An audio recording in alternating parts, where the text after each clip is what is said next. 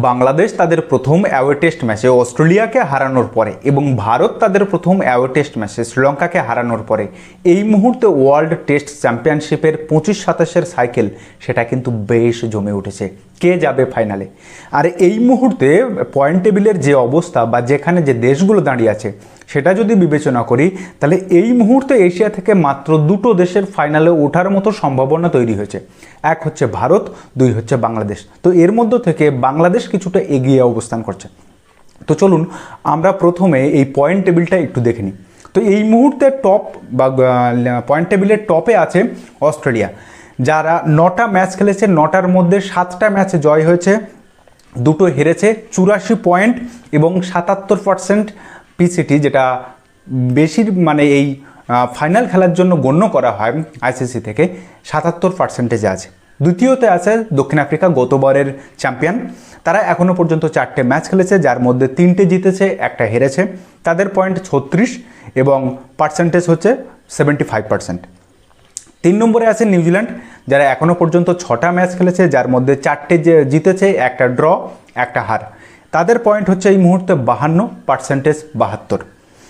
বাংলাদেশ এই মুহূর্তে 5টা টেস্ট ম্যাচ খেলেছে, যার মধ্য থেকে 3টে জিতেছে, একটা হেরেছে, একটা ড্র করেছে। এই মুহূর্তে তাদের পয়েন্ট হচ্ছে 40 এবং তাদের পার্সেন্টেজ হচ্ছে 46। 5 নম্বরে আছে ভারত, যারা এখনও পর্যন্ত 10টা ম্যাচ খেলেছে, যেখান থেকে 5টা জিতেছে, 4টে হেরেছে এবং একটা ড্র করেছে। এই মুহূর্তে তাদের পয়েন্ট হচ্ছে 64 এবং পার্সেন্টেজ হচ্ছে 53। এরপরে আছে শ্রীলঙ্কা, যারা এখনও পর্যন্ত 5টা ম্যাচের মধ্যে 1টা ম্যাচ জিতেছে, 2টো ম্যাচ হেরেছে, 2টো ম্যাচ ড্র করেছে, যাদের পয়েন্ট হচ্ছে 20 এবং যাদের পার্সেন্টেজ হচ্ছে 33। তো শ্রীলঙ্কাকে আমি এই মুহূর্তে ছেড়ে রাখছি। তো চলুন এবারে দেখে নেওয়া যাক যে এই প্রথম 5টা দেশের আর কটা করে টেস্ট ম্যাচ বাকি আছে, কোন কোন দেশের সঙ্গে কতগুলো করে ম্যাচ তাদেরকে খেলতে হবে, এবং সেখানে যদি তারা সেই রিমেইনিং ম্যাচগুলো সব কটা জেতে তাহলে তাদের পয়েন্ট কেমন হবে, তাদের পার্সেন্টেজ কেমন হতে পারে, কিংবা যদি তারা সেখান থেকে হেরে যায় তবে কি হতে পারে, এই বিষয়টা পুরো ডিটেলসে আলোচনা করব। নমস্কার, আমি প্রদীপ, অনুভবের সফর চ্যানেলে আরও একটা ক্রিকেটের ভিডিওতে আপনাদের সকলকে স্বাগত।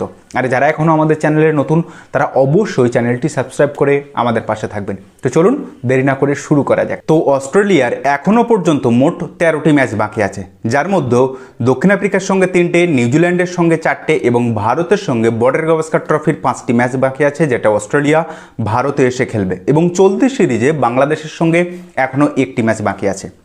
এবারে আসি দক্ষিণ আফ্রিকার প্রসঙ্গে। দক্ষিণ আফ্রিকার এখনও পর্যন্ত মোট 10টি ম্যাচ খেলতে হবে, যার মধ্যে ইংল্যান্ডের সঙ্গে 3টে, বাংলাদেশের সঙ্গে 2টো, অস্ট্রেলিয়ার সঙ্গে 3টে এবং শ্রীলঙ্কার সঙ্গে 2টো। নিউজিল্যান্ডেরও একই 10টি ম্যাচ খেলতে হবে এখনও, যার মধ্যে অস্ট্রেলিয়ার সঙ্গে আছে 4টে, ভারতের সঙ্গে হোম সিরিজ আছে 2টো, শ্রীলঙ্কার সঙ্গে 2টো এবং পাকিস্তানের সঙ্গে 2টো। অন্যদিকে বাংলাদেশের এখনও পর্যন্ত মোট 7টি ম্যাচ আছে, যার মধ্যে দক্ষিণ আফ্রিকার সঙ্গে খেলবে 2টো, ওয়েস্ট ইন্ডিজের সঙ্গে খেলবে 2টো, ইংল্যান্ডের সঙ্গে খেলবে 2টো এবং চলতি অস্ট্রেলিয়া সিরিজে এখনও 1টি ম্যাচ বাকি আছে।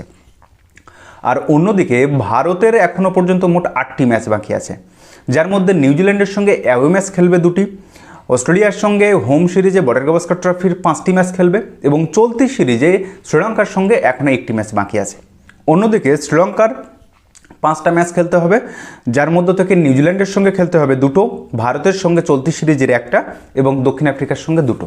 এবারে আমি হাইপোথেটিক্যালি ধরে নিচ্ছি যে এই যে পয়েন্ট টেবিলে 6টা দেশ আছে, সেই 6টা দেশের যে রিমেইনিং ম্যাচগুলো আছে সেই ম্যাচগুলোর প্রত্যেকটিতে তারা সবগুলো ম্যাচ জিতবে এবং সেক্ষেত্রে তাদের পয়েন্ট এবং পার্সেন্টেজ কোথায় গিয়ে দাঁড়াবে। তো সেই হিসাব যদি করি, তো প্রথমে আসে অস্ট্রেলিয়ার প্রসঙ্গে। অস্ট্রেলিয়ার এখনও বাকি আছে 13টা ম্যাচ।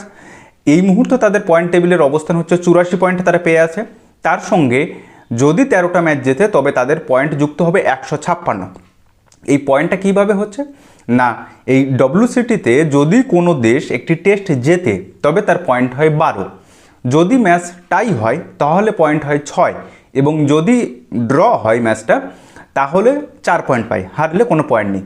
তো সেই হিসাবে 12 × 13 টোটাল 156, 84 যোগ 156 মানে পয়েন্ট গিয়ে দাঁড়াচ্ছে 240 এবং পার্সেন্টেজ গিয়ে দাঁড়াচ্ছে 90%। এবারে আসে দক্ষিণ আফ্রিকা, তাদের 10টি ম্যাচের 10টি ম্যাচে জিতলো, সেক্ষেত্রে এই মুহূর্তে তাদের পয়েন্ট আছে 36, তার সঙ্গে আরও 120 পয়েন্ট যোগ হবে 156 পয়েন্ট এবং পার্সেন্টেজ গিয়ে দাঁড়াবে 92.86%। এবারে আসি নিউজিল্যান্ড। নিউজিল্যান্ডেরও একই 10টি ম্যাচ বাকি আছে। এই মুহূর্তে পয়েন্ট টেবিলে দাঁড়িয়ে আছে 52, তার সঙ্গে আরও 120 পয়েন্ট যোগ হবে, সেক্ষেত্রে গিয়ে দাঁড়াচ্ছে 172 এবং তাদের পার্সেন্টেজ গিয়ে দাঁড়াবে 87.5%। আর পয়েন্ট টেবিলে চতুর্থ স্থানে থাকা বাংলাদেশের এখনও 7টা ম্যাচ বাকি আছে। যদি সেই 7টা ম্যাচ তারা জেতে তবে এখন তাদের পয়েন্ট আছে 40, তার সঙ্গে 84 পয়েন্ট যোগ হয়ে মোট পয়েন্ট হবে 124, পার্সেন্টেজ গিয়ে দাঁড়াবে 83.33%। ভারত পঞ্চম স্থানে আছে। যদি তাদের রিমেইনিং 8টা ম্যাচের 8টাতেই জেতে তবে এখন পয়েন্ট আছে 64, তার সঙ্গে আরও 96 পয়েন্ট যোগ হয়ে টোটাল পয়েন্ট গিয়ে দাঁড়াবে 160, পার্সেন্টেজ দাঁড়াবে 72.22%। শ্রীলঙ্কার 5টা ম্যাচ বাকি আছে। এই মুহূর্তে তাদের পয়েন্ট 20, তার সঙ্গে 60 পয়েন্ট যোগ হবে, টোটাল পয়েন্ট হবে 82 এবং পার্সেন্টেজ হবে 60। তাই শ্রীলঙ্কার কথা ছাড়লাম। এখন যদি এই সিচুয়েশান হয় তাহলে পয়েন্ট টেবিলে যে যেখানে আছে ঠিক সেখানেই থাকবে এবং ফাইনাল খেলবে অস্ট্রেলিয়া এবং দক্ষিণ আফ্রিকা। কিন্তু আমি যদি এইখানটায় ধরে নিই যে কোনো টিম কোনো ম্যাচ হারবে, তো সেই হিসাবে পয়েন্ট টেবিলটা কেমন দাঁড়াচ্ছে? তো যেহেতু অস্ট্রেলিয়ার এখনও 13টা ম্যাচ আছে, তো আমি ধরে নিচ্ছি যে অস্ট্রেলিয়ার 3টি ম্যাচ হারবে অস্ট্রেলিয়া এই 13টা ম্যাচের থেকে। সেক্ষেত্রে অস্ট্রেলিয়ার পয়েন্ট গিয়ে দাঁড়াবে 204, 240 ছিল 204, পার্সেন্টেজ কমে আসবে 90 থেকে 77.27%। দক্ষিণ আফ্রিকা 10টা ম্যাচের থেকে 2টো ম্যাচ হারলো, তাহলে তাদের পয়েন্ট গিয়ে দাঁড়াবে 132, সেক্ষেত্রে তাদের পার্সেন্টেজ গিয়ে দাঁড়াবে 78.57%। নিউজিল্যান্ডও 10টা ম্যাচের মধ্যে যদি 2টো ম্যাচ হেরে যায় তবে সেক্ষেত্রে তাদের পয়েন্ট গিয়ে দাঁড়াবে 148 এবং তাদের পার্সেন্টেজ হবে 75। এরপরে বাংলাদেশ যদি তাদের 7টা ম্যাচের মধ্যে থেকে 2টো ম্যাচ হেরে যায় তবে সেক্ষেত্রে তাদের পয়েন্ট গিয়ে দাঁড়াবে 100 এবং পার্সেন্টেজ গিয়ে দাঁড়াবে 66.66%। যদি ভারত 2টো ম্যাচ হেরে যায় 8টা ম্যাচের থেকে, সেক্ষেত্রে ভারতের পয়েন্ট দাঁড়াবে 136, কিন্তু পার্সেন্টেজ কমে গিয়ে আসবে 61.11%। কিন্তু এক্ষেত্রেও দেখা যাচ্ছে ভারতের থেকে কিন্তু বাংলাদেশের এগিয়ে থাকার সম্ভাবনা বেশি। এবং যদি এই সিচুয়েশনও হয় তাহলেও কিন্তু আপনার অস্ট্রেলিয়া আর দক্ষিণ আফ্রিকার মধ্যে ফাইনাল। তাহলে এশিয়া থেকে ভারত অথবা বাংলাদেশের যদি এবারের ওয়ার্ল্ড টেস্ট চ্যাম্পিয়নশিপের ফাইনাল খেলতে হয় তাহলে কি করণীয় বা কি এমন ঘটলে এই দুটো দেশের কোনো একটি দেশ ফাইনাল খেলতে পারে বা দুটো দেশই ফাইনাল খেলতে পারে? তবে সেক্ষেত্রে অস্ট্রেলিয়ার যে 13টা ম্যাচ আছে সেই 13টা ম্যাচের মধ্য থেকে অস্ট্রেলিয়া যদি 6টা ম্যাচ হেরে যায় তাহলে তাদের পয়েন্ট গিয়ে দাঁড়াবে 168 এবং পার্সেন্টেজ হবে 63.64%। যদি দক্ষিণ আফ্রিকা তাদের 10টা ম্যাচের মধ্যে থেকে 4টে ম্যাচ হেরে যায় তাহলে তাদের পয়েন্ট গিয়ে দাঁড়াবে 108, পার্সেন্টেজ হবে 64.28%। নিউজিল্যান্ড যদি 4টে ম্যাচেই হেরে যায় তাহলে তাদের পয়েন্ট গিয়ে দাঁড়াবে 124, পার্সেন্টেজ হবে 62.5 বা 62.5। আর ভারত এবং বাংলাদেশ যদি আগের সিচুয়েশনে থাকে অর্থাৎ দুটো করে ম্যাচ তারা হারছে তবে সেক্ষেত্রে ভারতের চেয়ে বাংলাদেশের সামনে বেশি সুযোগ আছে ওয়ার্ল্ড টেস্ট চ্যাম্পিয়নশিপের ফাইনাল খেলার। এখন যদি ভারত একটি ম্যাচ হারে অন্যদিকে বাংলাদেশ 2টি ম্যাচ হারে তাহলে দুটো দেশের পয়েন্টই কিন্তু দাঁড়াবে একই 66.66%। তখন কি হবে? তখন এই দুটো দেশের মধ্যে একটা নির্ণায়ক টেস্ট ম্যাচ হবে, সেখান থেকে যে দল জিতবে তারা ফাইনাল খেলবে। আর যদি বাংলাদেশ দুটো ম্যাচ না হেরে একটা ম্যাচ হারে তবে বাংলাদেশের পয়েন্ট আবার পার্সেন্টেজ বেড়ে গিয়ে হবে 75%, তখন বাংলাদেশ অটোমেটিক্যালি ফাইনালে চলে যাবে। তো এই সিচুয়েশান দেখে আপনার কি মনে হয় যে অস্ট্রেলিয়া 13টা টেস্টের মধ্যে 6টা টেস্ট হারবে বা নিউজিল্যান্ড কিংবা দক্ষিণ আফ্রিকা 4টে করে টেস্ট হারবে?